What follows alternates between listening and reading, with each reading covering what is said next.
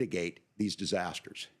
Thank you. Senator, I want to give you an opportunity to respond there. The governor mentioned that President Trump has called climate change a hoax. Do you agree?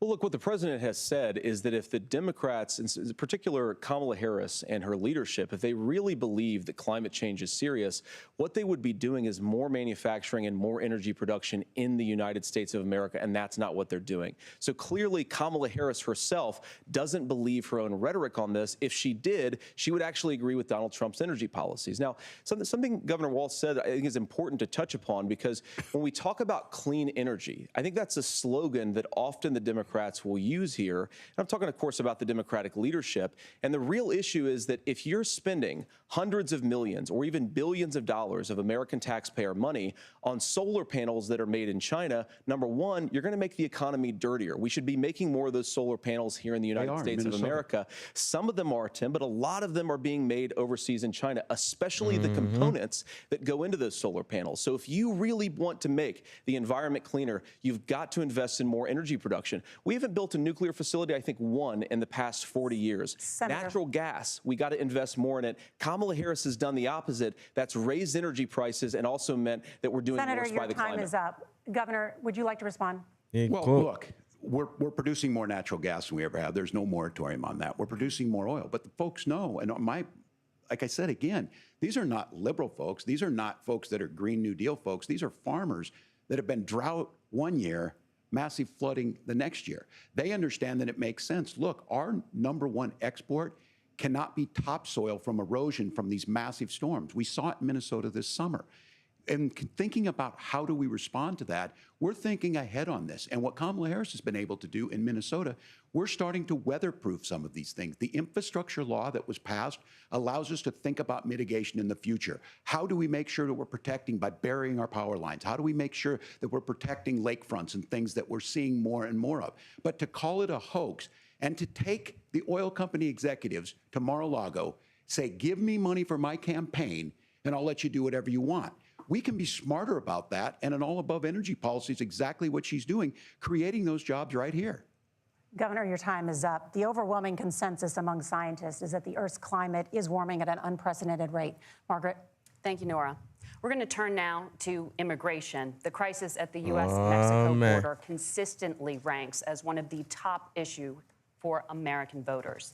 Senator Vance, your campaign is pledging to carry out the largest mass deportation plan in American history and to use the U.S. military to do so. Could you be more specific about exactly how this will work? For example, would you deport parents who have entered the U.S. illegally and separate them from any of their children who were born on U.S. soil?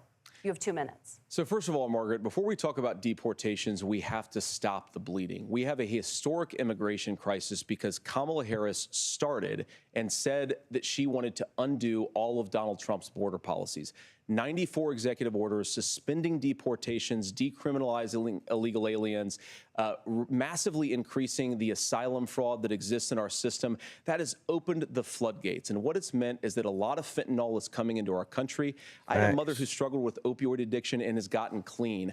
I don't want people who are struggling with addiction to be deprived of their second chance because Kamala Harris let in fentanyl into our communities at record levels. So you've got to stop the bleeding. You've got to re-implement Donald Trump's border policies, build the wall, re-implement deportations. And that gets me to your point, Margaret, about what do we actually do?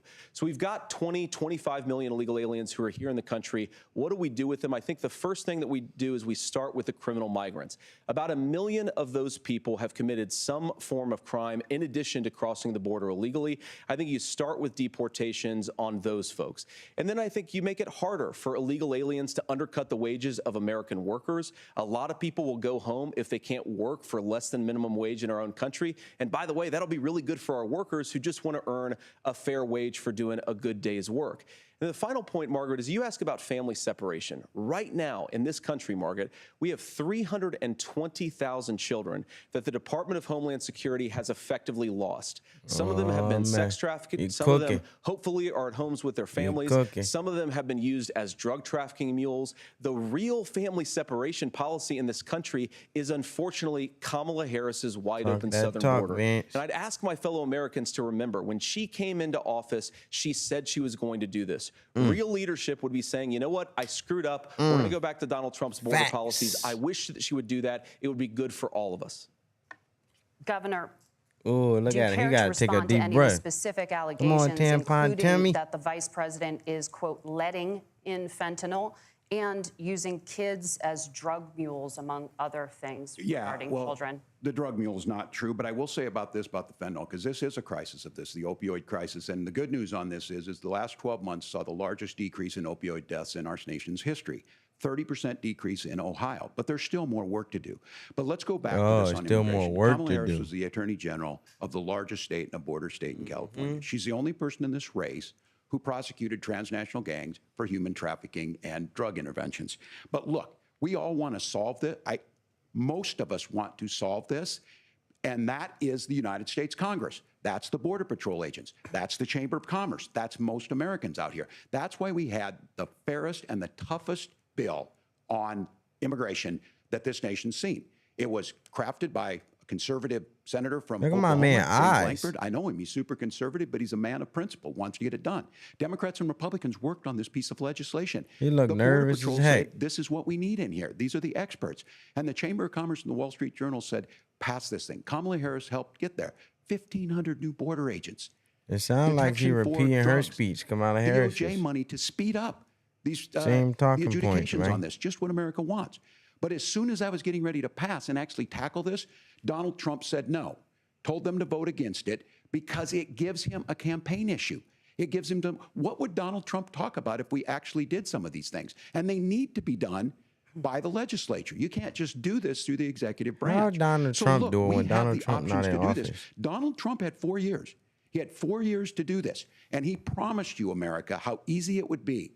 I'll build you a big, beautiful wall. How Donald and Trump Mexico will pay stopped for the it. border Less than crisis? 2% of that wall I mean, got how built, Donald Trump and Mexico didn't pay a block dime. a bill when But he not here in we are office? again, 9 years after he came down that escalator, dehumanizing people and telling them what he was going to do. As far as the deportation plan, at one point, Senator Vance said it was so unworkable to be laughable. So that's where we're at. Pass the bill, she'll sign it. Governor, your time is up. Pass the Senator, bill, the question she'll sign was, it. will you She was separate assigned to parents the from border. their children, even if their kids are U.S. citizens? You have 1 minute. Margaret, my point is that we already have massive child separations thanks to Kamala Harris's open border. And I didn't accuse Kamala Harris of inviting drug mules. I said that she enabled the Mexican drug cartels to operate freely in this country. And we know that they use children as drug mules, and it is a disgrace, and it has to stop. Look, I think what Tim said just doesn't pass the smell test. For 3 years, Kamala Harris went out bragging that she was going to undo Donald Trump's border policy. She did exactly that. We had a record number of illegal crossings. We had a record number of fentanyl coming into our country. And now that she's running for president, or a few months before, she says that somehow she got religion and cared a lot about a piece of legislation. The only thing that she did when she became the vice president, when she became the appointed border czar, was to undo 94 Donald Trump executive actions that opened the border. This problem is leading to massive problems in the United States of America. Parents who can't afford health care, schools that are overwhelmed. It's got to stop, and it will when Donald Trump is president again. Senator, your time is up. Governor, what about our CBS News polling, which does show that a majority of Americans, more than 50%, support mass deportations? Look, we fix this issue with a bill that is necessary, but the issue on this is what happens when you don't want to solve it. You demonize it.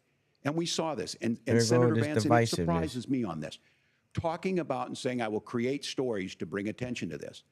That vilified a large number of people who were here legally in the community of Springfield. The Republican governor said, it's not true, don't do it.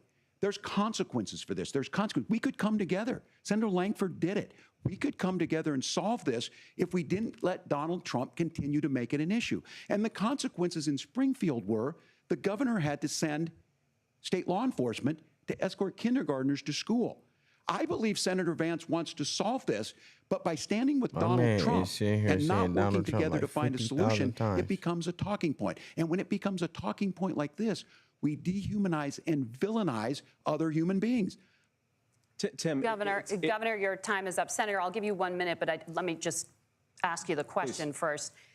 The governor has made the point, and I think as a sitting lawmaker, you know that Congress controls the purse strings. How y'all feel about this, family? Get a video, big thumbs up. Welcome, family. Welcome, welcome, welcome. That Donald Trump How y'all feel about this debate so far, through man? executive action On this solve this. Do you disagree that Congress controls the purse strings and would need to support many of the changes that you would actually want to implement? You have 1 minute. Look, Margaret, first of all, the gross majority of what we need to do at the southern border is just empowering law enforcement to do their job. I've been to the southern border more than our borders are. Kamala Harris has been, and it's actually heartbreaking because the Border Patrol agents, they just want to be empowered to do their job. Of course, additional resources would help, but most of this is about the president and the vice president empowering our law enforcement to say, if you try to come across the border illegally, you've got to stay in Mexico, you've got to go back through proper channels.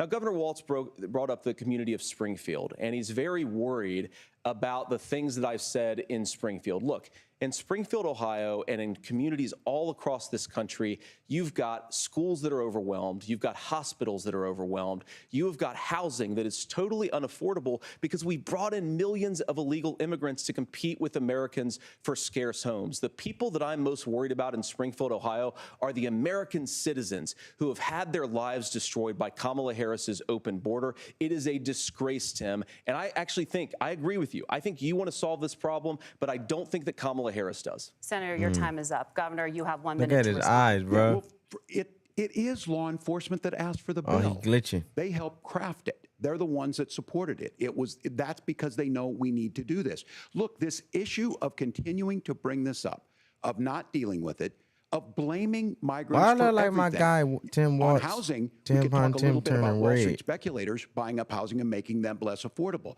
But it becomes a blame. Look, this bill also gives the money necessary to adjudicate. I agree. It should not take 7 years for an asylum claim to be done. This bill gets it done in 90 days. Then you start to make a difference in this, and you start to adhere to what we know, American principles. I don't talk about my faith a lot, but Matthew 25:40 talks about to the least amongst us you do unto me. I think that's true of most Americans. They simply want order to it. This bill does it. It's funded, it's supported by the people who do it, and it lets us keep our dignity about how we treat other people. Thank you, Governor. And just to clarify for our viewers, Springfield, Ohio does have a large number of Haitian migrants who have legal status. My man brought the scripture temporary out. protected status. Well, Margaret, but thank you. Senator, we have so much to get to. Margaret, I think it's important because we're going to turn now to the debate, economy. Thank Margaret, you. The rules were that you guys weren't going to fact check, and since you're fact checking me, I think it's important to say what's actually going on. So there's an application called the CBP One app, where you can go on as an illegal migrant, apply for asylum or apply for parole, and be granted legal status at the wave of a Kamala Harris open border wand. That is not a person coming in, applying for a green card and waiting for 10 years. That is the facilitation of illegal immigration, Margaret, by our own leadership. Thank you, Senator, for describing the legal process. We have so much to get to, Senator. Those laws have been on the books since 1990. Thank you, gentlemen. The CBP One app has not been on the books since 1990. It's something that Kamala Harris created, Margaret. Oh, they done muted the mic. The audience can't hear you because your mics are cut. We have so much we want to get to. Thank you for explaining the legal process. Nora. Thank you, Margaret. The economy is a top concern for voters. Each of your campaigns has released an economic plan, so let's talk about the specifics. Governor Walz, Vice President Harris unveiled a plan that includes billions in tax credits for manufacturing, housing, and a renewed child tax credit.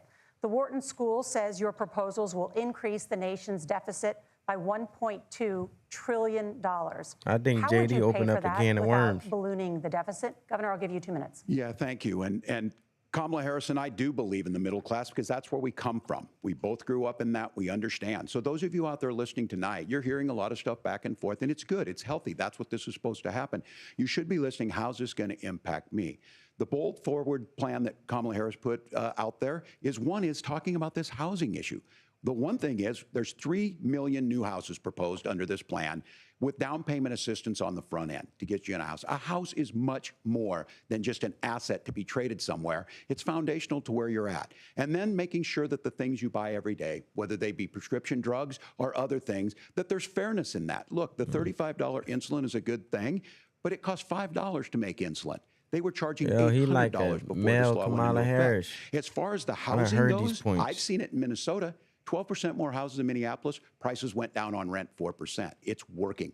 And then making sure tax cuts go to the middle class. $6,000 child tax credit, we have one in Minnesota, reduces childhood poverty by a third. Don't even own a house. In the long run, and we do the right thing for families. And then getting businesses off the ground. The law as it stands right now is $5,000 tax credit for small business, increasing that to $50,000. Now, this is a philosophical difference between us. Donald Trump made a promise, and I'll give you this, he kept it. He took folks to Mar-a-Lago, said, you're rich as hell, I'm gonna give you a tax cut. He gave the tax cuts that predominantly went to the top class. What happened there was an $8 trillion increase in the national debt, the largest ever. Now he's proposing a 20% consumption or sales tax on everything we bring in. Everyone agrees, including businesses, it would be destabilizing it, it would increase inflation and potentially lead to a recession. Look, this we is already simple for got you. inflation. Where are we going? Kamala Harris has said to do the things she wants to do. We'll just ask the wealthiest to pay their fair share. When you do that, our system works best, more people are participating in it, and folks have the things that they need. Senator, I want to give you a moment to respond on that. But similarly, the Wharton School has done an analysis of the Trump plan and says it would increase the nation's deficit by $5.8 trillion. My question is the same for you. How do you pay for all that without ballooning the deficit? I'll give you 2 minutes. Well, first of all, you're going to hear a lot from Tim Walz this evening, and you just heard it in the answer. A lot of what Kamala Harris proposes to do, and some of it, I'll be honest with you, it even sounds pretty good. Here's what you won't hear, is that Kamala Harris has already done it. Because she's been the vice president for 3.5 years. She had the opportunity to enact all of these great policies, and what she's actually done instead is drive the cost of food higher by 25%, drive the cost of housing higher by about 60%, open the American southern border and make middle-class life unaffordable for a large number of Americans. If Kamala Harris has such great plans for how to address middle-class problems, then she ought to do them now. Not when asking for a promotion, but in the job the American people gave her 3.5 years ago. And the fact that she isn't tells you a lot about how much you can trust her actual plans. Now, Donald Trump's economic plan is not just a plan, but it's also a record. A lot of those same economists attack Donald Trump's plans, and they have PhDs, but they don't have common sense and they don't have wisdom, because Donald Trump's economic policies delivered the highest take-home pay in a generation in this country, 1.5% inflation, and to boot, peace and security all over the world. So when people say that Donald Trump's economic plan doesn't make sense, I say look at the record. He delivered rising take-home pay for American workers.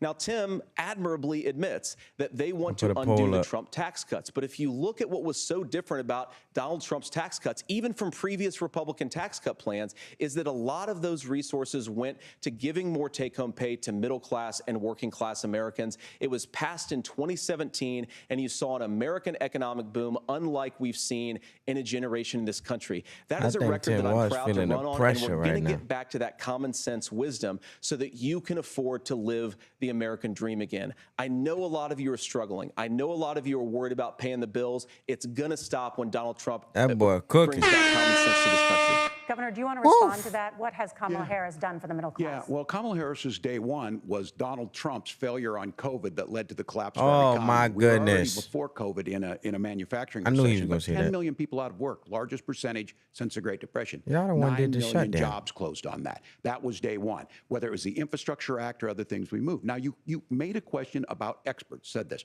I've made a note of this. Economists can't be trusted. Science can't be trusted. National security folks can't be trusted.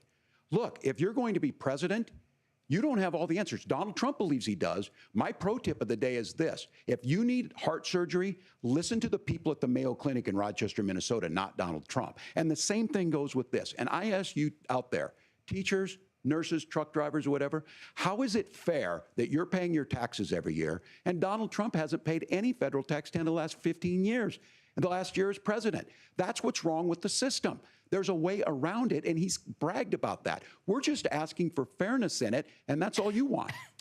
You have a minute. Governor, you say trust the experts. But those same experts for 40 years said that if we shipped our manufacturing base off to China, we'd get cheaper goods. They lied about that. They said if we shipped our industrial base off to other countries, to Mexico and elsewhere, it would make the middle class stronger. They were wrong about that. They were wrong about the idea that if we made America less self-reliant, less productive in our own nation, that it would somehow make us better off, and they were wrong about it. And for the first time in a generation, Donald Trump had the wisdom and the courage to say to that bipartisan consensus, we're not doing it anymore. We're bringing American manufacturing back. We're unleashing American energy. We're going to make more of our own stuff. And this isn't just an economic issue. I mean, I've got 3 beautiful little kids at home, 7, 4, and 2, and I love them very much, and I hope they're in bed right now. But look, so many of the drugs, the pharmaceuticals that we put in the bodies of our children are manufactured by nations that hate us. This has to stop, and we're not going to stop it by listening to experts. We're going to stop it by listening to common sense wisdom, which is what Donald Trump governed on. Senator, your time is up. Governor Walz, can you address that? I mean, voters say they trust Donald Trump on the economy more. I do. If you're listening tonight and you want billionaires to get tax cuts, you heard what the numbers were. Look, I'm a union guy on this. I'm not a guy who wanted to ship things overseas, but I understand that, look, we produce soybeans and corn. We need to have fair trading partners. That's something that we believe in. I think the thing that most concerns me on this is Donald Trump was the guy who created the largest trade deficit in American history with China. So the rhetoric is good. Much of what the senator said right there, I'm in agreement with him on this. I watched it happen too. I watched it to my communities, and we talked about that. But we had people undercutting the right to collectively bargain. We had right to work states made it more difficult. We had companies that were willing to ship it over, and we saw people profit. Folks that are venture capital in some cases, putting money into companies that were overseas. We're in agreement that we bring those home. The issue is Donald Trump is talking about it. Kamala Harris has a record, 250,000 more manufacturing jobs just out of the IRA. May I respond to that? Yes. So appreciate that. So if you notice, what Governor Walz just did is he said, first of all, Donald Trump has to listen to the experts. And then when he acknowledged that the experts screwed up, he said, well, Donald Trump didn't do nearly as good of a job as the statistics show that he did. So what Tim Walz is doing, and I honestly, Tim, I think you got a tough job here, because you've got to play whack-a-mole. You've got to pretend that Donald Trump didn't deliver rising take-home pay, which of course he did. You've got to pretend that Donald Trump didn't deliver lower inflation, which of course he did. And then you simultaneously got to defend Kamala Harris's atrocious economic record, which has made gas, groceries, and housing unaffordable for American citizens. I was raised by a woman who would sometimes go into medical debt so that she could put food on the table in our household. I know what it's like to not be able to afford the things that you need to afford. We can do so much better. To all of you watching, we can get back to an America that's affordable again. We just got to get back to common sense economic principles. I hope we have a conversation on health care then. Senator, Governor. Please. Thank you. Margaret? We have a lot to get to ahead. JD is cooking, bruh. But right now, I want to talk about personal qualifications. The vice president is often the last voice the president hears before making consequential decisions. We want to ask you about your leadership qualities. Governor Walz, you said you were in Hong Kong during the deadly Tiananmen Square protests in the spring of 1989. I wouldn't want to debate JD Minnesota Public Vance. Radio and other media outlets are reporting that you actually didn't travel to Asia until August of that year.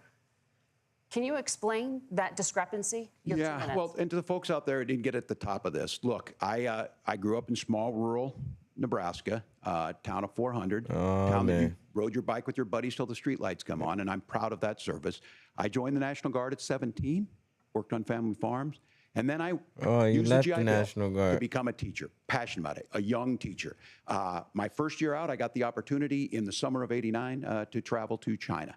35 years ago, be able to do that. I came back home and then started a program to take young people there. We would take basketball teams, we would take baseball teams, we would take dancers, and we would go back and forth to China. The issue for that was to try and learn. His whole life story. My community knows who I am. They saw where I was at. Look, I will be the first to tell you, I have poured my heart into my community. I've tried to do the best I can, but I've not been perfect. And I'm a knucklehead at times, but it's always been about that. Those same people elected me to Congress for 12 years. And in Congress, I was one of the most bipartisan people, working on things like farm bills that we got done, working on veterans benefits. And then the people of Minnesota with themselves. were able to elect me to governor twice. Just answer the question, so bro. Look, my commitment has been from the beginning to make sure that I'm there for the people, to make sure that I get this right. I will say more than anything, many times I will talk a lot. I will get caught up in the rhetoric. But being there, the impact it made, the difference it made in my life, I learned a lot about China. I hear the critiques of this. I would make the case that Donald Trump should have come on one of those trips with us. I guarantee you he wouldn't be praising Xi Jinping about COVID. And I guarantee you he wouldn't start a trade war that he ends up losing. So this is about trying to understand the world. It's about trying to do the best you can for your community. And then it's putting yourself out there and letting your folks understand what it is. My commitment, whether it be through teaching, which I was good at, or whether it was being a good soldier or was being a good member of Congress, those are the things that I think are the values that people care about. Governor, just to follow up on that, the question was, can you explain the discrepancy? All I said on this is I got there that summer and misspoke on this. So I will just, that's what I've said. So I was in Hong Kong and China during the democracy protests went in. And from that, I learned a lot of what needed to be in governance. Thank you, Governor. Senator Vance, in 2016, you called your running mate, Donald Trump, unfit for the nation's highest office, and you said he could be America's Hitler. I know you've been asked many times, and you've said you regret those comments and explained you then voted for Donald Trump in 2020. Tim Walz but the Washington Post reported new messages last week in which you also disparaged Trump's economic record while he was president, writing to someone in 2020, quote, Trump thoroughly failed to deliver his economic populism. You're now his running mate, and you've shifted many of your policy stances to align with his. If you become vice president, why should Americans trust that you will give Donald Trump the advice he needs to hear and not just the advice he wants to hear? You have 2 minutes. Well, first of all, Margaret, because I've always been open. And sometimes, of course, I've disagreed with the president, but I've also been extremely open about the fact that I was wrong about Donald Trump. I was wrong, first of all, because I believed some of the media stories that turned out to be dishonest fabrications of his record. Fake media. But most importantly, Donald Trump delivered for the American people. Rising wages, rising take-home pay, an economy that worked for normal Americans, a secure southern border, a lot of things, frankly, that I didn't think he'd be able to deliver on. At least that's fair when you questions screw up, being when you asked. misspeak, when you get something wrong and you change your mind, you ought to be honest with the American people about it. It's one of the reasons, Margaret, why I've done so many interviews is because I think it's important to actually explain to the American people where I come down on the issues and what changed. Now, you pointed out to messages from 2020. Margaret, I've been extremely consistent that I think there were a lot of things that we could have done better in the Trump administration the first round if Congress was doing its job. I strongly believe, and I've been a United States senator, that Congress is not just a high-class debating society. It's not just a forum for senators and congressmen to whine about problems. It's a forum to govern. So there were a lot of things on the border, on tariffs, for example, where I think that we could have done so much more if the Republican Congress and the Democrats in Congress had been a little bit better about how they govern the country. They were so obsessed with impeaching Donald Trump, they couldn't actually govern. And I want to talk about this tariff issue in particular, Margaret, because Tim just accused this of being a national sales tax. Look, the one thing, and you're probably surprised to hear me praising Joe Biden, but the one thing that Joe Biden did is he continued some of the Trump tariffs that protected American manufacturing jobs. And it's the one issue, the most pro-worker part of the Biden administration, it's the one issue where Kamala Harris has run away from Joe Biden's record. Think about this. If you're trying to employ slave laborers in China at $3 a day, you're going to do that and undercut the wages of American workers unless our country stands up for itself and says, you're not accessing our markets unless you're paying middle-class Americans a fair wage. Senator, your time is up. Nora? Thank you. Now to the issue of reproductive rights. Governor Walz, after Roe versus Wade was overturned, you signed a bill into law that made Minnesota one of the least restrictive states in the nation when it comes to abortion. Former President Trump said in the last debate that you believe abortion, quote, in the 9th month is absolutely fine. Yes or no? Is that what you support? I'll give you 2 minutes. That's not what the bill says, but look, this issue is what's on everyone's mind. Donald Trump put this all into motion. he brags about how great it was that he put the judges in and overturned Roe versus Wade, 52 years of personal autonomy. And then he tells us, oh, we send it to the states. It's a beautiful thing. Amanda Zaworski would disagree with you on it's a beautiful thing. A young bride in Texas waiting for their child at 18 weeks. She has a complication, a tear in the membrane. She needs to go in. The medical care at that point needs to be decided by the doctor. And that would have been an abortion. But in Texas, that would have put them in legal jeopardy. She went home, got sepsis, nearly dies, and now she may have difficulty having children. Or in Kentucky, Hadley Duvall, a 12-year-old child raped and impregnated by her stepfather. Those are horrific. Now, when God asked about that, Senator Vance said, 2 wrongs don't make a right. There is no right in this. So in Minnesota, what we did was restore eyes about to pop out his head. We made sure that we put women in charge of their health care. But look, this is not where, if you don't know Amanda or a Hadley, you soon will. Their Project 2025 is going to have a registry of pregnancies. It's going to make it more difficult, if not impossible, to get contraception and limit access, if not eliminate access to infertility treatments. For so many of you out there listening, me included, infertility treatments are why I have a child. That's nobody else's business, but those things are being proposed. And the catch-all on this is, well, the states will decide what's right for Texas might not be right for Washington. That's not how this works. This is basic human right. We have seen maternal mortality skyrocket in Texas, outpacing many other countries in the world. This is about health care. In Minnesota, we are ranked first in health care for a reason. We trust women, we trust doctors. Senator, do you want to respond to the governor's claim? Will you create a federal pregnancy monitoring agency? No, Nora, certainly we won't. And I want to talk about this issue because I know a lot of Americans care about it, and I know a lot of Americans don't agree with everything that I've ever said on this topic. And, you know, I grew up in a working class family in a neighborhood where I knew a lot of young women who had unplanned pregnancies and decided to terminate those pregnancies because they feel like they didn't have any other options. And, you know, one of them is actually very dear to me. And I know she's watching tonight, and I love you. And she told me something a couple years ago that she felt like if she hadn't had that abortion, that it would have destroyed her life because she was in an abusive relationship. And I think that what I take from that as a Republican who proudly wants to protect innocent life in this country, who proudly wants to protect the vulnerable, is that my party, we've got to do so much better of a job at earning the American people's trust back on this issue where they frankly just don't trust us. And I think that's one of the things that Donald Trump and I are endeavoring to do. I want us as a Republican Party to be pro-family in the fullest sense of the word. I want us to support fertility treatments. I want us to make it easier for moms to afford to have babies. I want it to make it easier for young families to afford a home so they can afford a place to raise that family. And I think there's so much that we can do on the public policy front just to give women more options.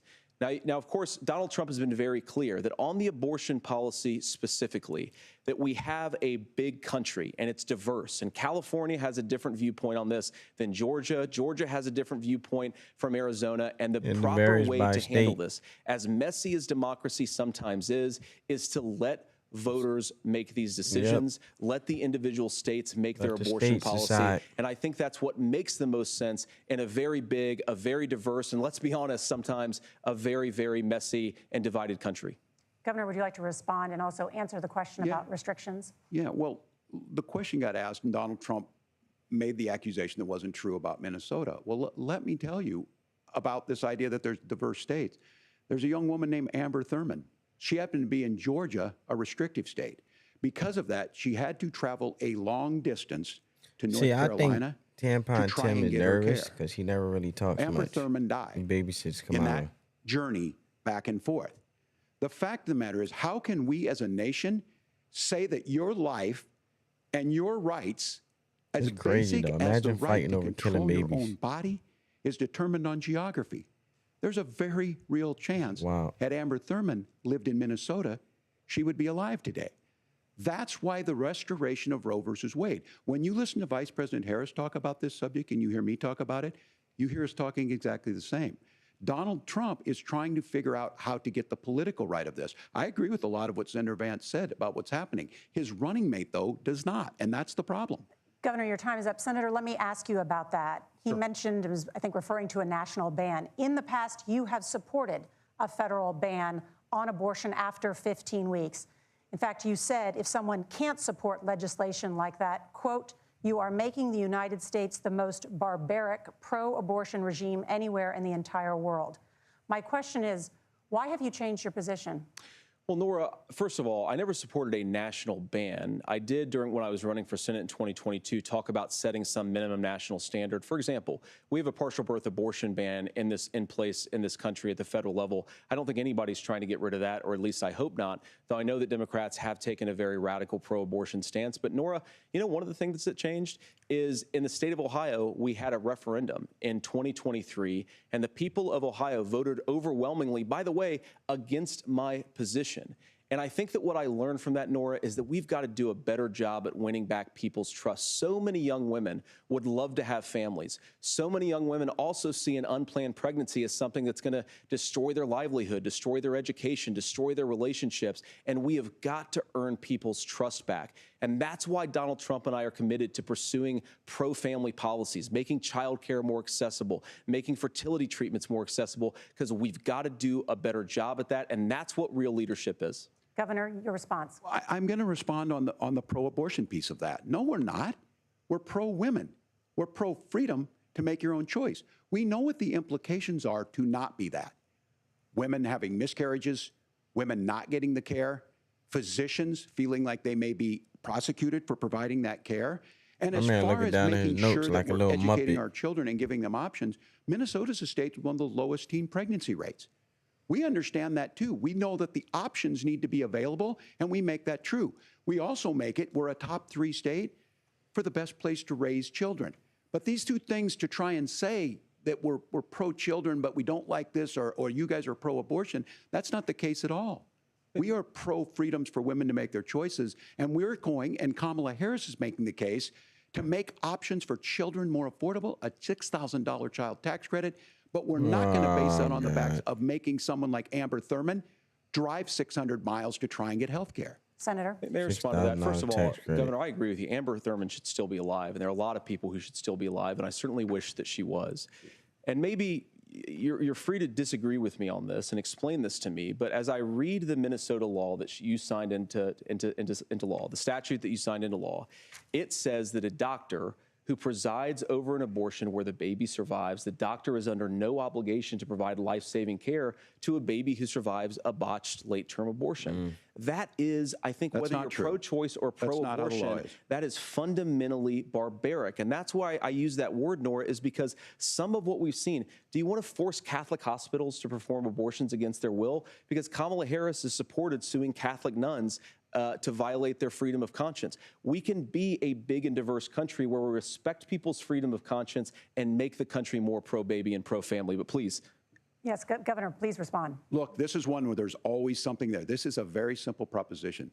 These are women's decisions to make about their healthcare decisions, and the physicians who know best when they need to do this. Trying to distort the way a law is written to try and make a point, that's not it at all. What was I wrong about, Governor? Please tell me, what was I wrong about? That is not the way the law is written. Look, I've given I've given this advice on a lot of things that getting involved, that's been misread, and it was fact-checked at the last debate. Tell me how, but the point on this is there's a continuation of these guys to try and tell women or to get involved. I use this line on this, just mind your own business on this. Things worked best when Roe versus Wade was in place. When we do a restoration of Roe, that works best. That doesn't preclude us from increasing funding for children. It doesn't increase us from making sure that once that child's born, like in Minnesota, they get meals, they get early childhood education, they get health care. So the hiding behind we're going to do all these other things when you're not proposing them in your budget, Kamala Harris is proposing them. She's proposing all those things to make life easier for families. Move on, I asked a specific question, Governor. You gave me a slogan as a response. It's not the case. It's not true. That's not what the law says. So they fact-checked it with President Trump. Gentlemen, there's a lot to discuss. We have to move on, and we're going to be right back with much more of the CBS News Vice Presidential Debate in just a moment. How y'all feel about it, family? How y'all feel about this debate, boy? Man, oh man. JD cooking, man. You cooking. I gotta say, man, you cooking right now, man. I ain't even gonna hold you.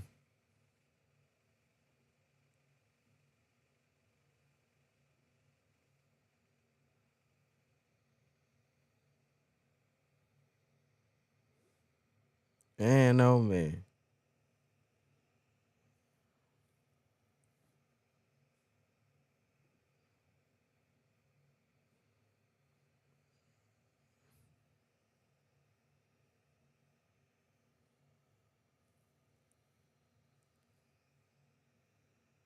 He wasn't gonna answer the question till she made him answer the question.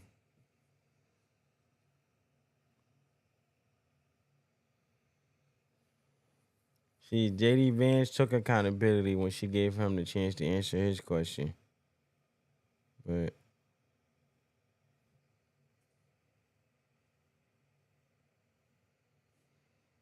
JD Vance clearly is in the league with this.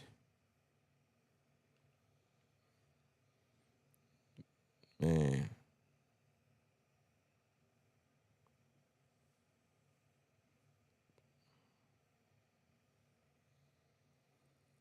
I wonder what y'all think if JD Vance was to debate Donald Trump. Donald Trump would have a hard time. I feel like JD Vance is clearly superior.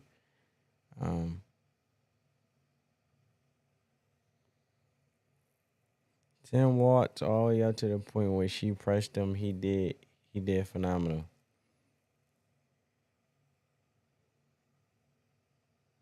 Shout out to the person who voted in the poll, man. JD Vance cooking, for real. But I am impressed with Tim Walz's ability to stay stable. And he did really well up to that point when she pressed him. And then he just fell off the cliff after that.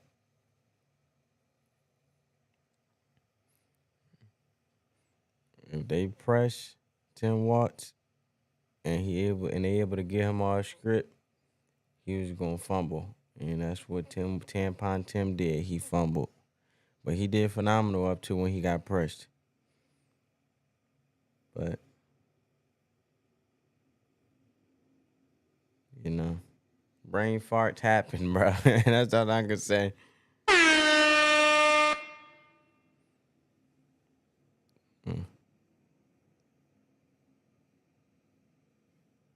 And when they don't want to answer the question, they gotta like relate with them peoples with middle class and all that. I peep that. Every time they can't answer or don't answer the question, they go to the middle class and they resort to their little roots. So it's just wild to me.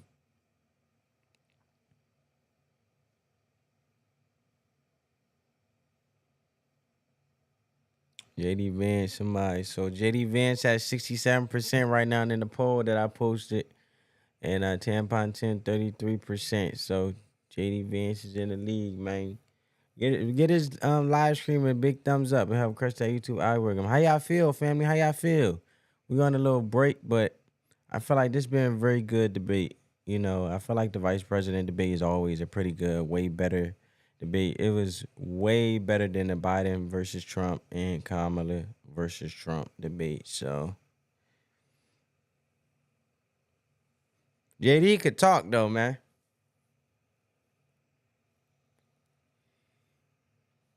But you can see the separation between regular people and JD Vance, bro.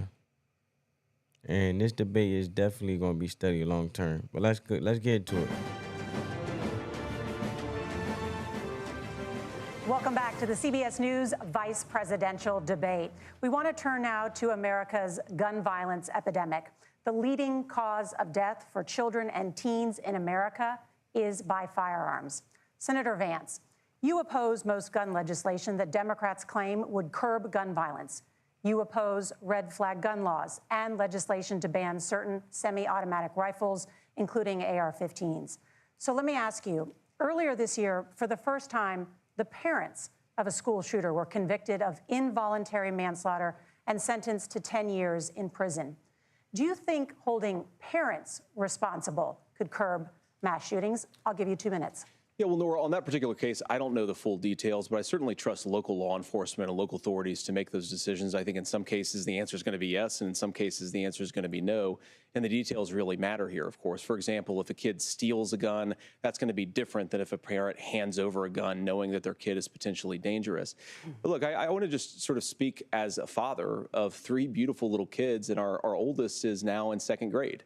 And like a lot of parents, we send our kids to school with such hope and such joy and such pride at their little faces on the first day of school. And we know, unfortunately, that a lot of kids are going to experience this terrible epidemic of gun violence. And of course, our hearts go out to the families that are affected by this terrible stuff.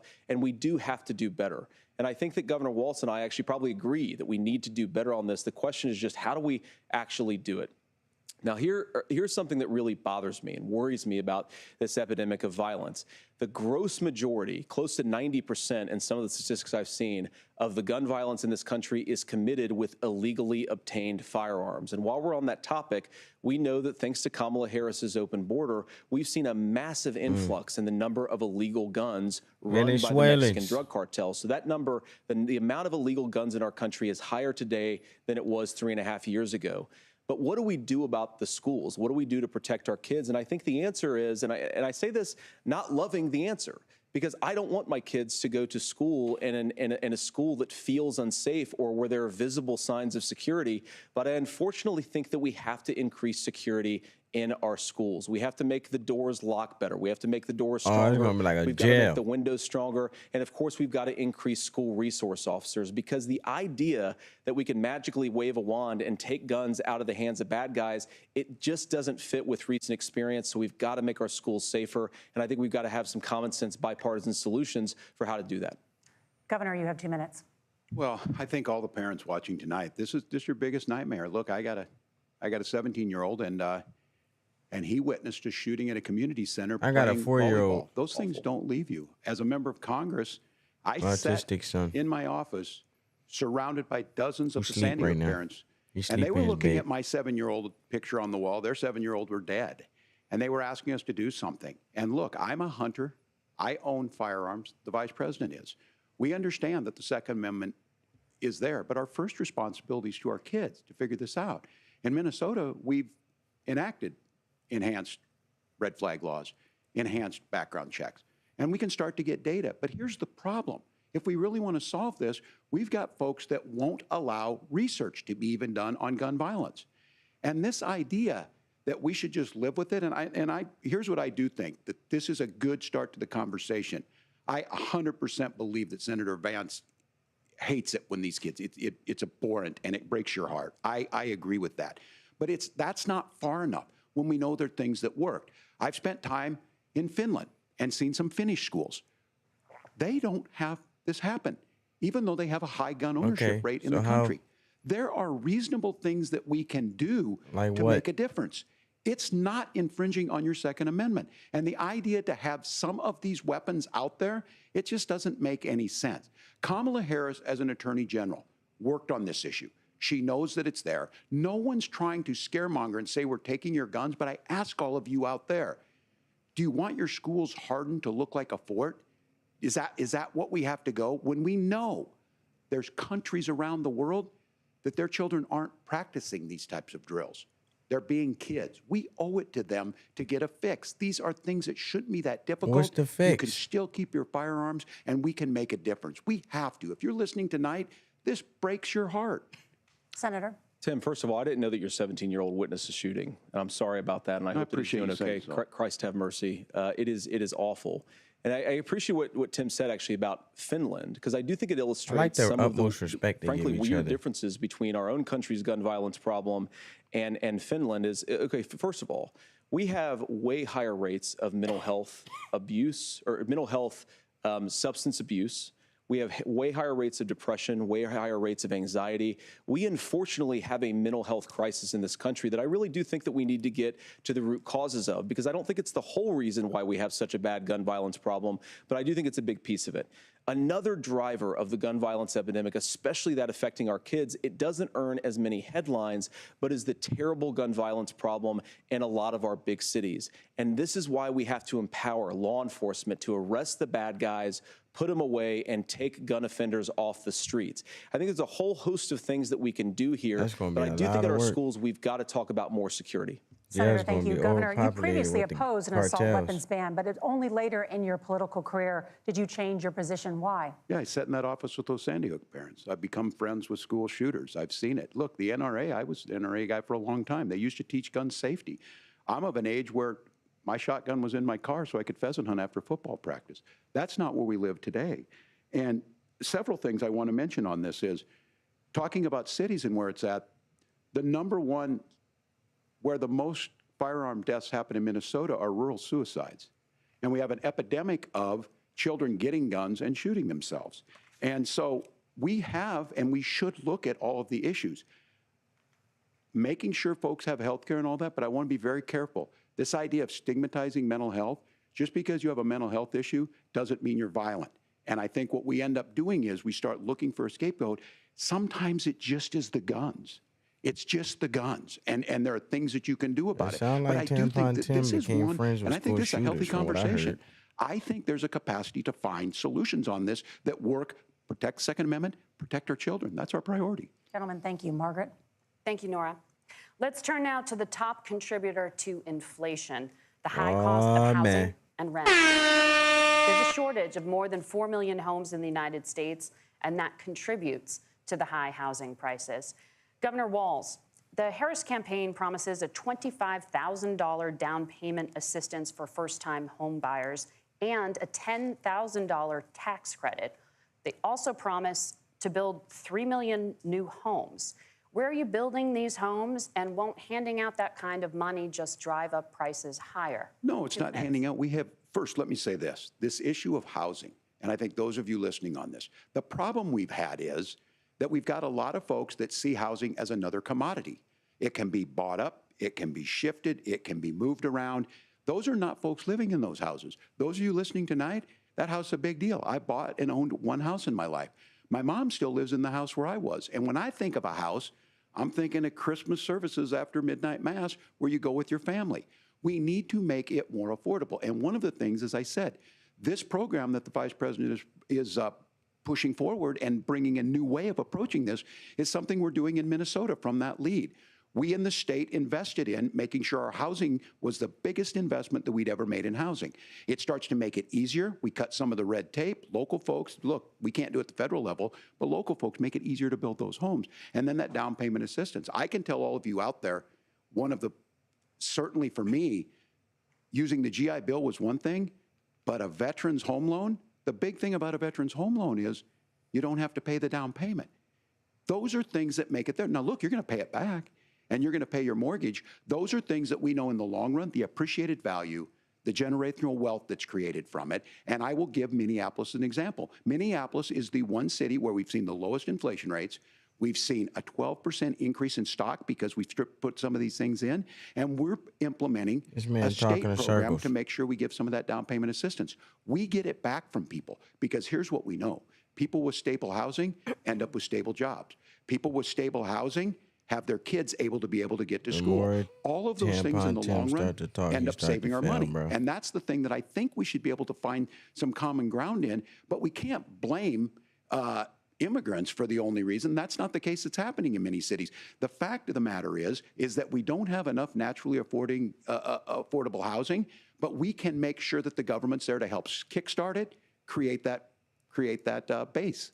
Governor, your time is up. Senator Vance, as far as your campaign's position, the promise is to seize federal lands to build homes, remove regulation, provide tax breaks, and cut back on immigration, which you say pushes up prices. Where are you going to build all the new homes you're promising, and what part of any of this plan will provide immediate relief? You have 2 minutes. Well, first of all, Tim just said something that I agree with. We don't want to blame immigrants for higher housing prices, but we do want to blame Kamala Harris for letting in millions of illegal aliens into this country, which does drive up costs, Tim. 25 million illegal aliens competing with Americans for scarce homes is one of the most significant drivers of home prices in the country. It's why we have massive increases in home prices that have happened right alongside massive increases in illegal alien populations under Kamala Harris's leadership. Now, Tim just mentioned a bunch of ideas. Now, some of those ideas I actually think are halfway decent, and some of them I disagree with. But the most important thing here is Kamala Harris is not running as a newcomer to politics. She is the sitting vice president. If she wants to enact all of these policies to make housing more affordable, I invite her to use the office that the American people already gave her, not sit around and campaign and do nothing while Americans find the American dream of homeownership completely unaffordable. Now, you asked, Margaret, what would immediately change the equation for American citizens if you lower energy prices? As Donald Trump says, drill, baby, drill. One of the biggest drivers of housing costs, aside from illegal immigration, is, think about it. If a truck driver's paying 40% more for diesel, then the lumber he's delivering to the job site to build the house is also going to become a lot more expensive. If we open up American energy, you will get immediate pricing relief for American citizens, not, by the way, just in housing, but in a whole host of other economic goods, too.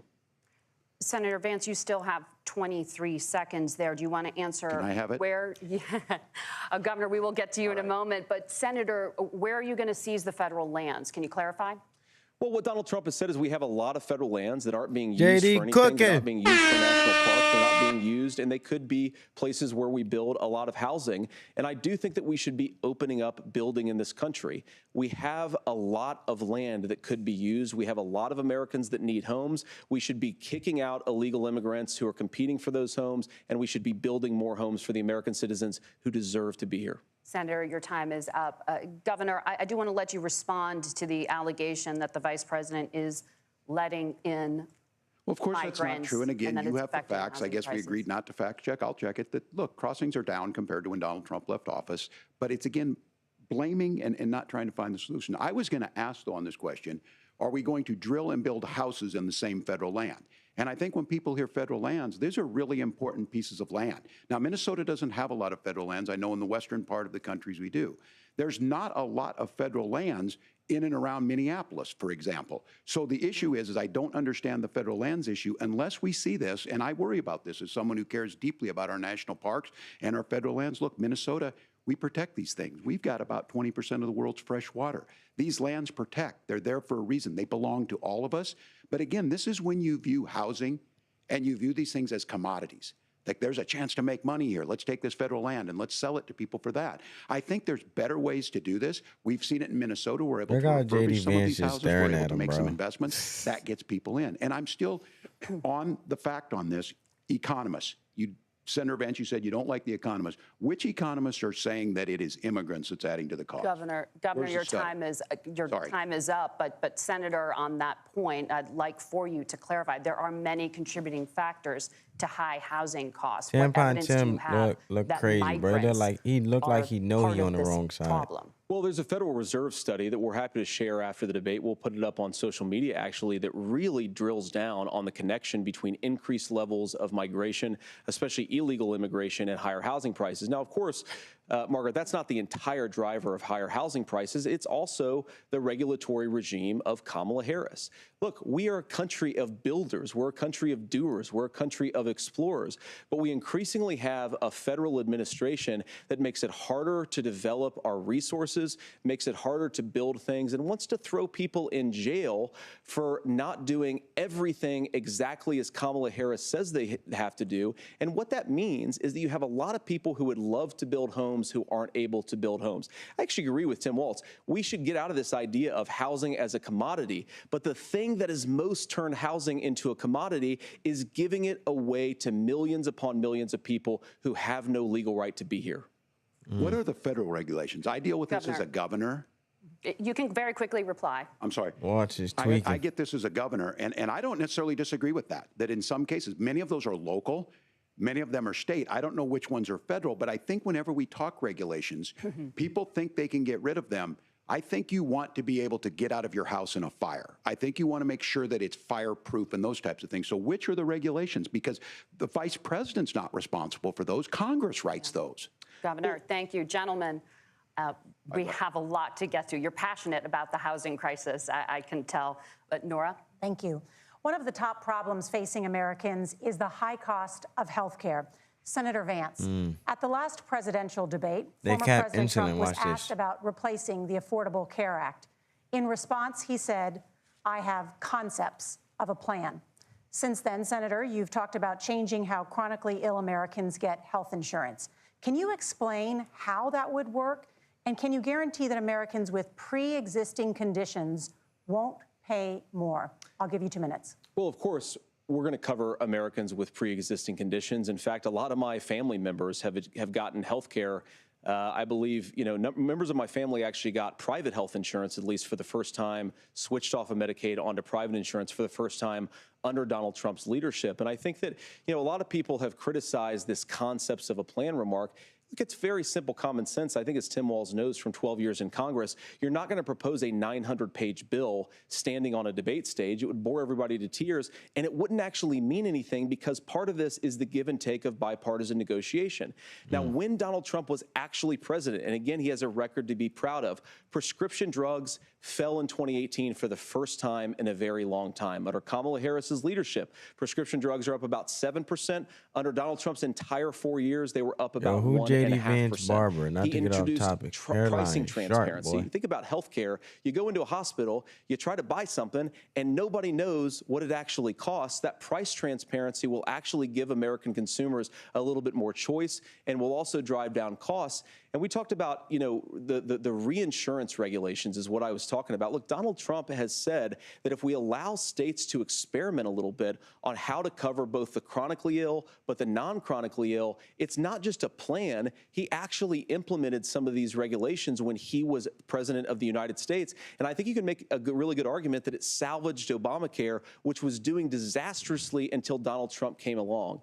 And I think this is an important point about President Trump. Of course, you don't have to agree with everything that President Trump has ever said or ever done. But when Obamacare was crushing under the weight of its own regulatory burden and healthcare costs, Donald Trump could have destroyed the program. Instead, Facts. he worked in a bipartisan way to ensure that Americans had access to affordable care. It's not perfect, of course, and there's so much more that we can do. But I think that Donald Trump has earned the right to put in place some better healthcare policies. He's earned it because he did it successfully the first time. Governor? All right, here's where being an old guy gives you some history. I was there at the creation of the ACA.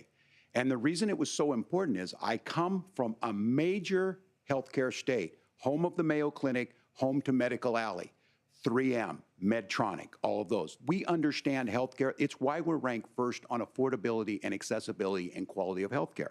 And so what I know is under Kamala Harris, more people are covered than they have before. And those of you listening, this is critical to you. Now, Donald Trump all of a sudden wants to. Go back and remember this. He ran on the first thing he was going to do on day one was to repeal Obamacare. On day one, he tried to sign an executive order to repeal the ACA. He signed on to a lawsuit to repeal the ACA, but lost at the Supreme Court. What? Chill with your eyes, bro. You look crazy. The ACA had it not been for the courage of John McCain to save that bill. Now, fast forward, what that means to you is you lose your pre-existing conditions. If you're sitting at home and you got asthma, too bad. If you're a woman, probably not. Broke your foot during football, might kick you out. Your kids get kicked out when they're 26. Kamala Harris negotiated drug prices for the first time with Medicare. We have 10 drugs that will come online, the most common ones that'll be there. But look, this issue, and when Donald Trump said, I've got a concept of a plan, it cracked me up as a fourth grade teacher because my kids would have never given me that.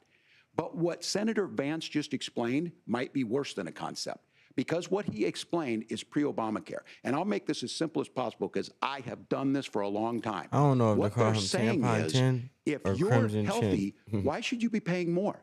So what they're going to do is let insurance companies pick who they insure because guess what happens?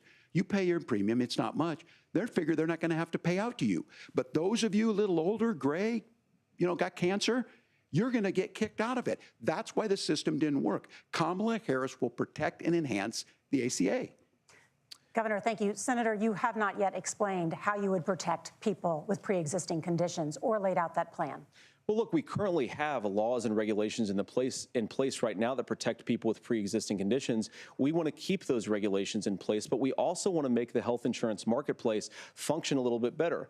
Now, what Governor Walz just said is actually not true. A lot of what happened and the reason that Obamacare was crushing under its own weight is that a lot of young and healthy people were leaving the exchanges. Donald Trump actually helped address that problem, and he did so in a way that preserved people's access to coverage who had pre-existing conditions. But again, something that these guys do is they make a lot of claims about if Donald Trump becomes president, all of these terrible consequences are going to ensue. But in reality, Donald Trump was president. Inflation was low. Take-home pay was higher. And he saved the very program from a Democratic administration that was collapsing and would have collapsed absent his leadership. He did his job, which is govern in a bipartisan way and get results, not just complain about problems, but actually solve them. Governor, did enrollment under the Affordable Care Act go up under the Trump administration?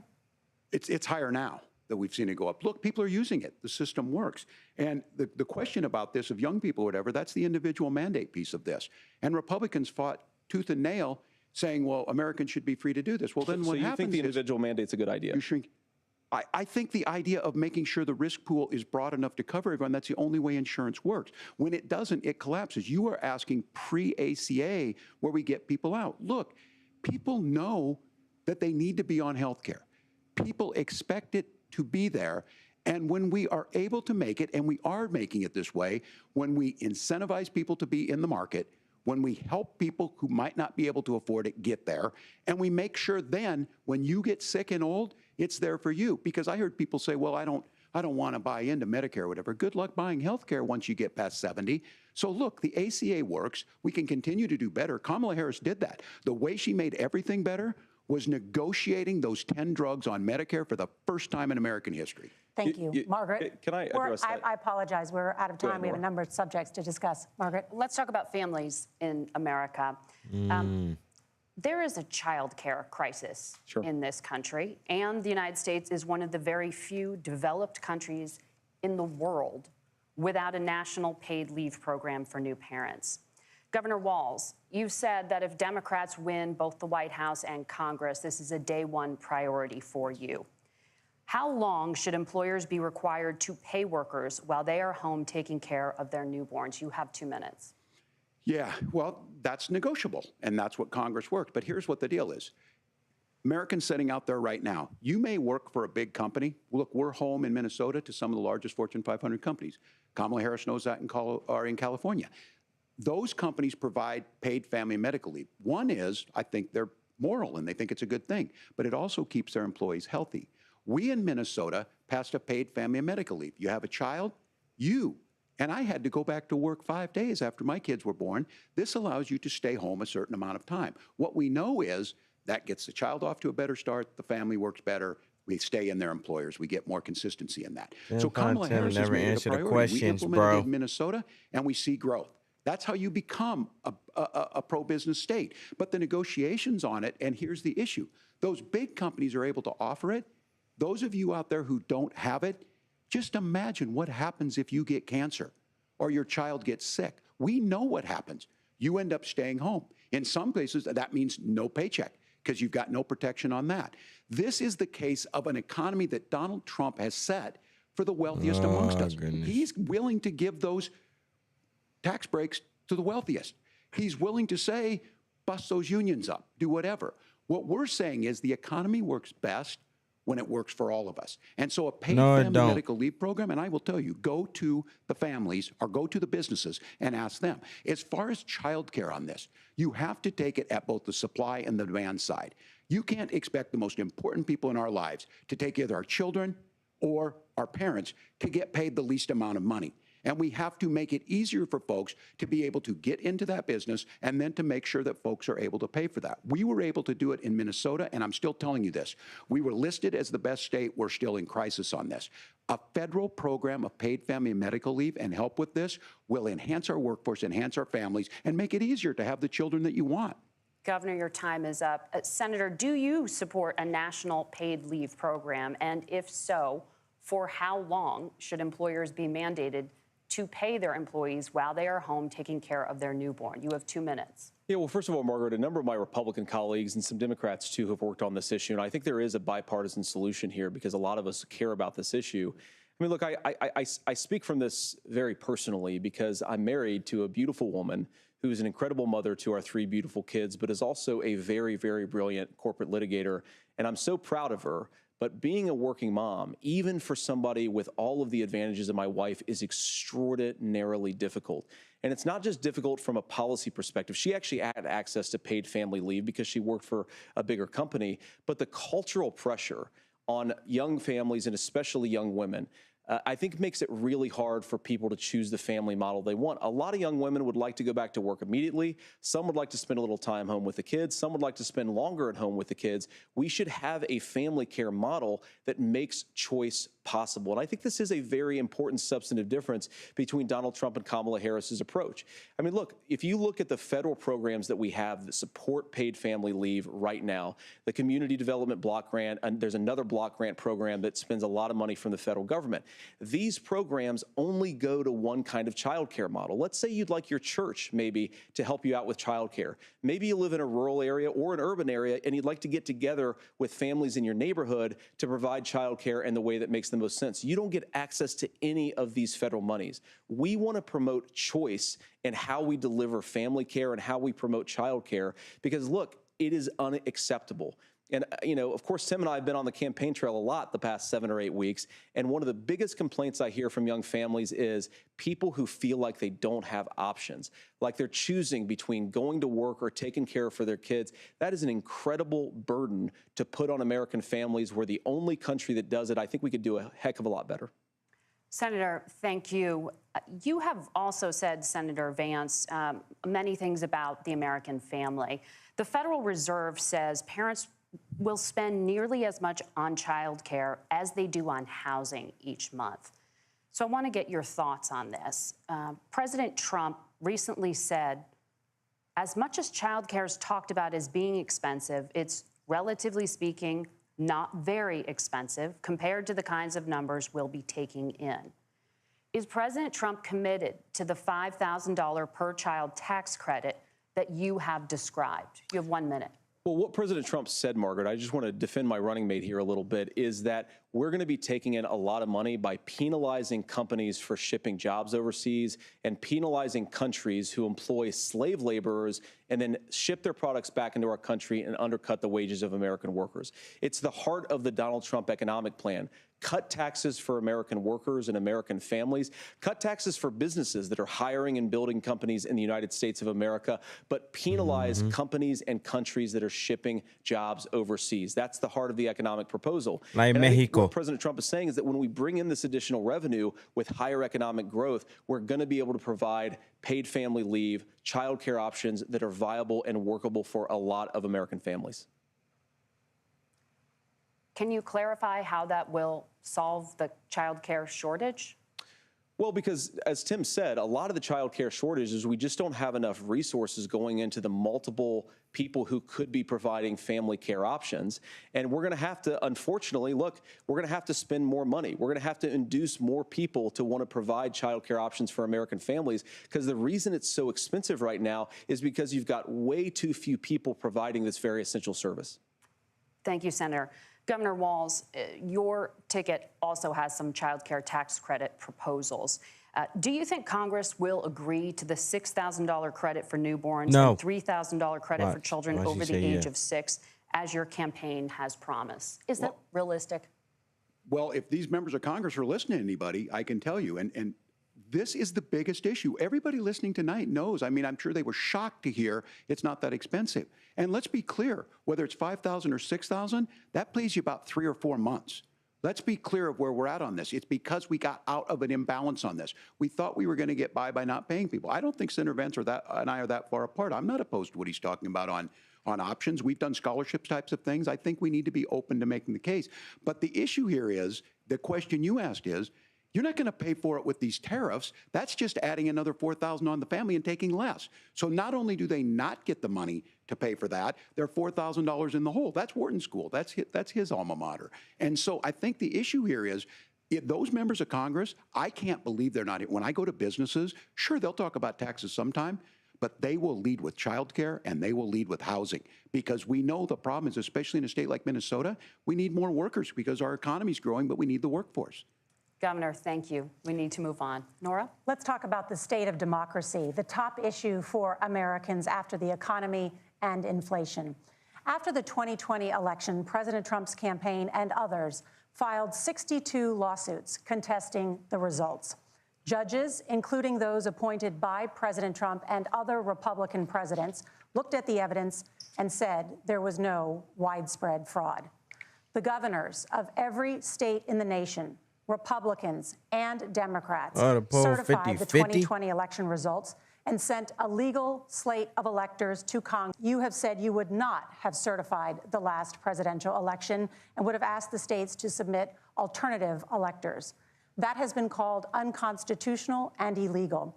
Would you again seek to challenge this year's election results, even if every governor certifies the results? I'll give you 2 minutes. Well, Nora, first of all, I think that we're focused on the future. We need to figure out how to solve the inflation crisis caused by Kamala Harris's policies, make housing affordable, make groceries affordable, and that's what we're focused on. But I want to answer your question because you did ask it. Look, what President Trump has said is that there were problems in 2020, and my own belief is that we should fight about those issues, debate those issues peacefully in the public square, and that's all I've said, and that's all that Donald Trump has said. Remember, he said that on January the 6th, the protesters ought to protest peacefully. And on January the 20th, what happened? Joe Biden became the president. Donald Trump left the White House. And now, of course, unfortunately, we have all of the negative policies that have come from the Harris-Biden administration. I believe that we actually do have a threat to democracy in this country, but unfortunately, it's not the threat to democracy that Kamala Harris and Tim Walz want to talk about. It is the threat of censorship. It's Americans casting aside lifelong friendships because of disagreements over politics. It's big technology companies silencing their fellow citizens. And it's Kamala Harris saying that rather than debate and persuade her fellow Americans, she'd like to censor people who engage in misinformation.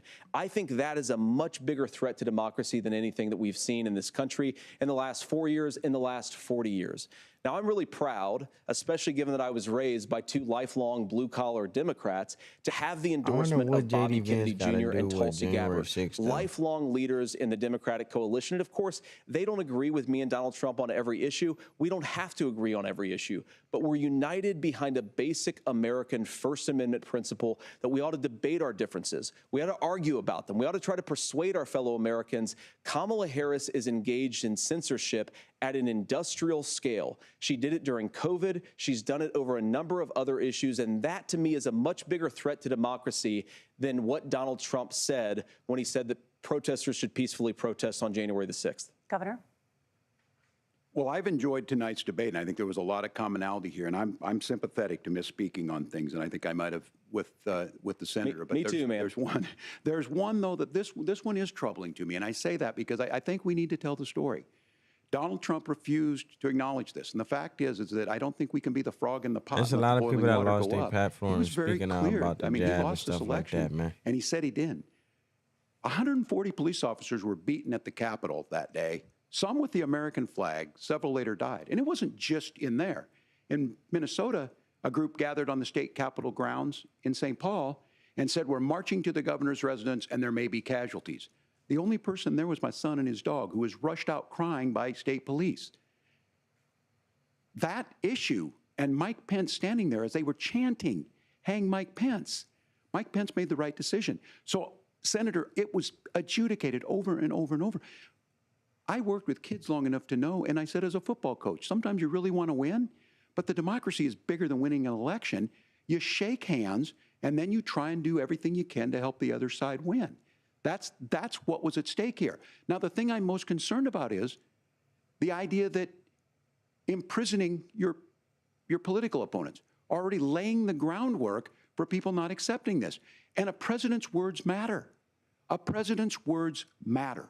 People hear that. So I think this issue of settling our differences at the ballot box, shaking hands when we lose, being honest about it, but to deny what happened on January 6th, the first time in American history, that a president or anyone tried to overturn a fair election and the peaceful transfer of power. And here we are 4 years later in the same boat. I will tell you this, that when this is over, we need to shake hands, this election, and the winner needs to be the winner. This has got to stop. It's tearing our country apart. Margaret? Senator Vance, did you want to respond to that? Yeah, well, look, Tim, first of all, it's really rich for Democratic leaders to say that Donald Trump is a unique threat to democracy when he peacefully gave over power on January the 20th, as we have done for 250 years in this country. We are going to shake hands after this debate and after this election. And of course, I hope that we win, and I think we're going to win. But if Tim Walz is the next vice president, he'll have my prayers, he'll have my best wishes, and he'll have my help whenever he wants it. But we have to remember that for years in this country, Democrats protested the results of elections. Hillary Clinton in 2016 said that Donald Trump had the election stolen by Vladimir Putin because the Russians bought like $500,000 worth of Facebook ads. This has been going on for a long time. And if we want to say that we need to respect the results of the election, I'm on board. But if we want to say, as Tim Walz is saying, that this is just a problem that Republicans have had, I don't buy that.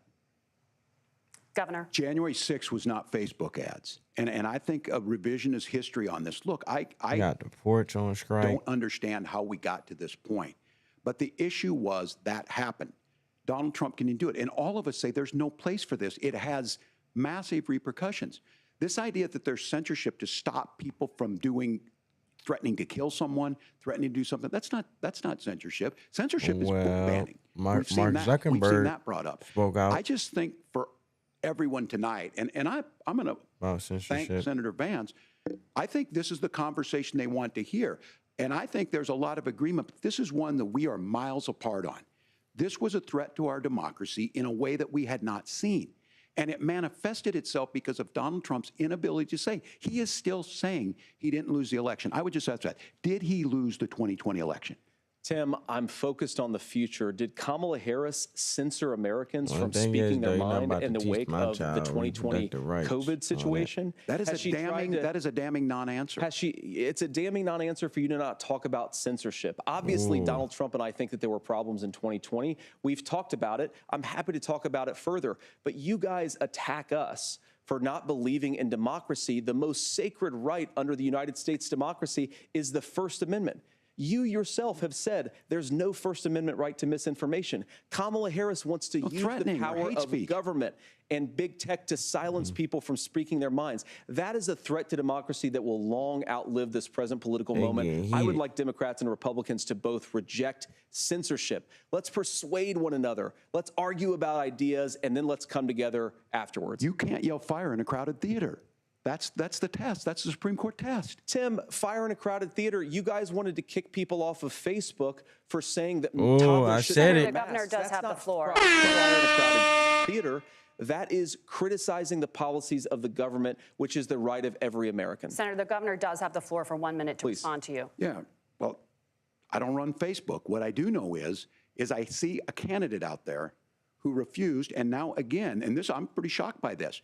He lost the election. This is not a debate. It's not anything anywhere other than in Donald Trump's world. Because look, when Mike Pence made that decision to certify that election, that's why Mike Pence isn't on this stage. What I'm concerned about is, where is the firewall with Donald Trump? Where is the firewall if he knows he could do anything, including taking an election, and his vice president's not going to stand to it? That's what we're asking you, America. Will you stand up? Will you keep your oath of office, even if the president doesn't? And I think Kamala Harris would agree. She wouldn't have picked me if she didn't think I would do that. Because of course that's what we would do. She picked so America, I think you've got a really clear choice on this election of who's going to honor that democracy and who's going to honor Donald Trump. Governor, your time is up.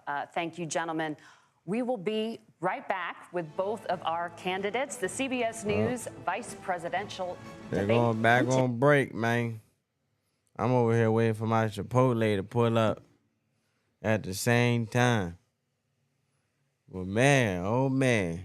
I knew he was going to mention that Mark Zuckerberg, that censorship with Facebook and all that.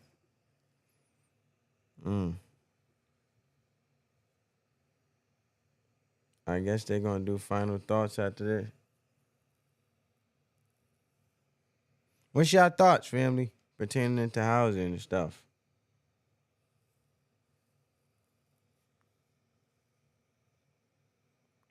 Who y'all think winning? Who y'all think cooking?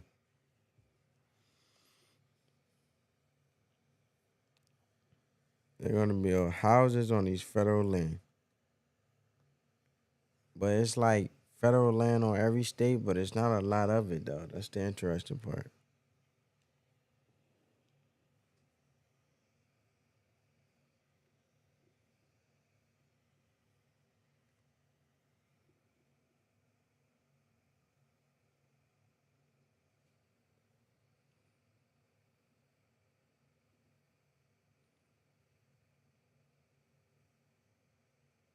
Mm-mm-mm.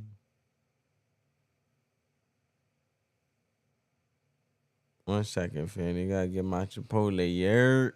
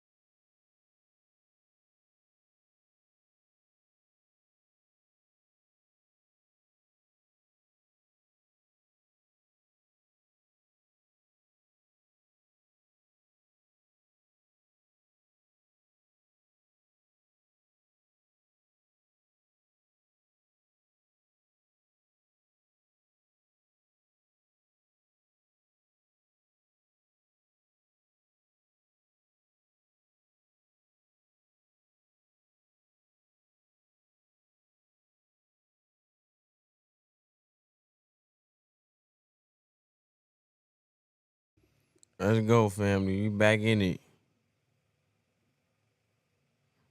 Now, time for the closing statements. Senator Vance won the virtual coin toss and elected to go last. So, Governor Walz, you are first. You have 2 minutes. Well, thank you, Senator Vance. Thank you to CBS News. And most importantly, thank you to all of you. If you're still up and the folks who miss Dancing with Our Stars, I appreciate it. But look, the support of the democracy matters. It matters that you're here.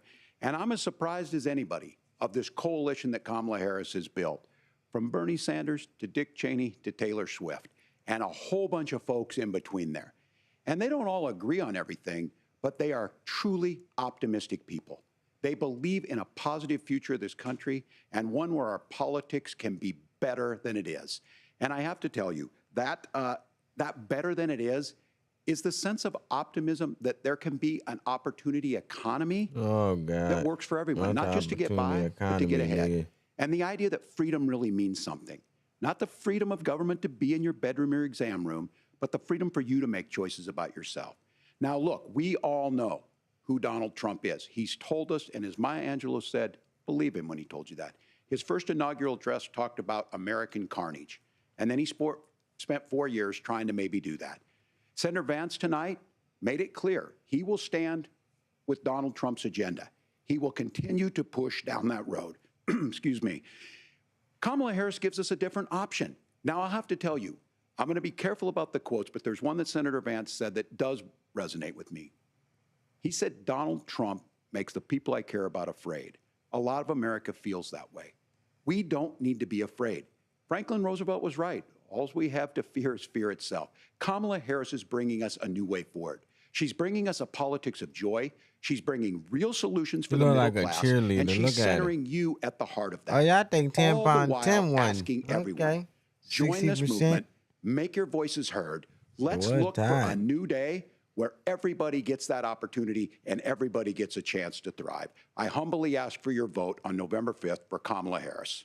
Governor Walz, thank you. Senator Vance, your closing that statement. was weak, Timmy. Well, I want to thank Governor Walz, you folks at CBS, and of course the American people for tuning in this evening. And one of the issues we didn't talk about was energy. And I remember when I was being raised by my grandmother, when she didn't have enough money to turn on the heat some nights because Ohio gets pretty cold at night and because money was often very tight.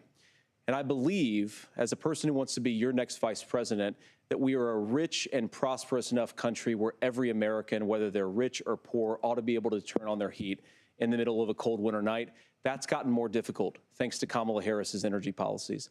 I believe that whether you're rich or poor, you ought to be able to afford a nice meal for your family. That's gotten harder because of Kamala Harris's policies. I believe that whether you're rich or poor, you ought to be able to afford to buy a house. You ought to be able to live in safe neighborhoods. You ought to not have your communities flooded with fentanyl. And that, too, has gotten harder with because of Kamala Harris's policies. Now, I've been in politics long enough to do what Kamala Harris does when she stands before the American people and says that on day one, she's going to work on all these challenges I just listed. She's been the vice president for 3.5 years. Day one was 1,400 days ago, and her policies have made these problems worse. Now, I believe that we have the most beautiful country in the world. I meet people on the campaign trail who can't afford food, but have the grace and generosity to ask me how I'm doing and to tell me they're praying for my family. What that has taught me is that we have the greatest country, the most beautiful country, the most incredible people anywhere in the world. But they're not going to be able to achieve their full dreams with the broken leadership that we have in Washington. They're not going to be able to live their American dream if we do the same thing that we've been doing for the last 3.5 years.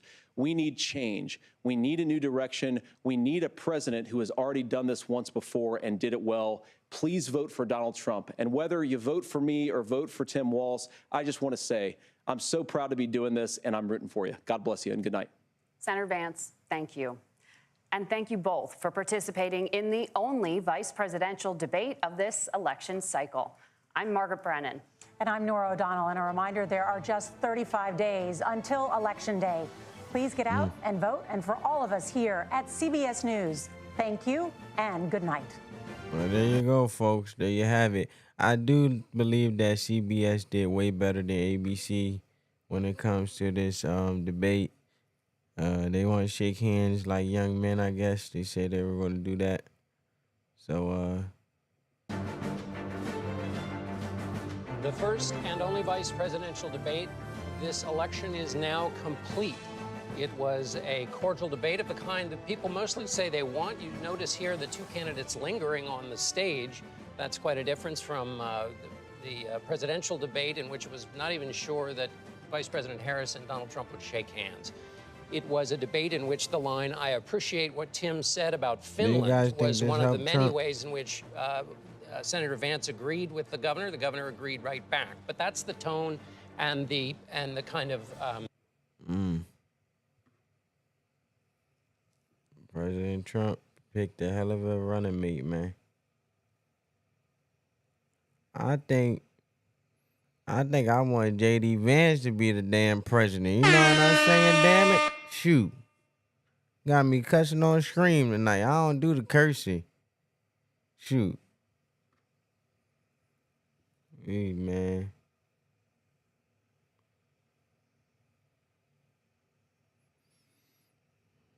Man. Look, man. Theater review of this. I'll pick out two issues. On the question of the top of the news today, which is the Middle East and the kinds of foreign policy surprises that. Well, they walked along. Any president. Tim Walz made the case that They Donald walked away Trump's with their temperament ladies. is I guess unfit they for any say the kind of difference surprise, between the cited regular and the members of the Trump average man is administration they who have got the attested woman to they that. got, right? Vance came back and said there were no wars during the Trump administration. On the economy. Shoot, man, but I'm going to close there. Like the video, like the live stream on your way out on that note, family. Spread that peace, love,